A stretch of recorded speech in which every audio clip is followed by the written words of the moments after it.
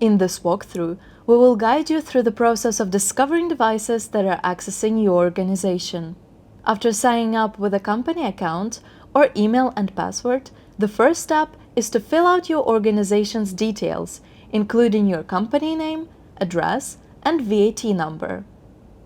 Next, you'll be asked to either enter your payment information or skip the step to start your free month trial. Once your account setup is complete, you'll choose your organization's identity provider. You can select Microsoft, Google, or Okta. This allows XFA to securely connect to your identity provider and access authentication logs to discover all unique devices accessing your systems. In this example, we will use Microsoft. To proceed, you will need to grant XFA the necessary permissions to read these logs. XFA will now discover all devices.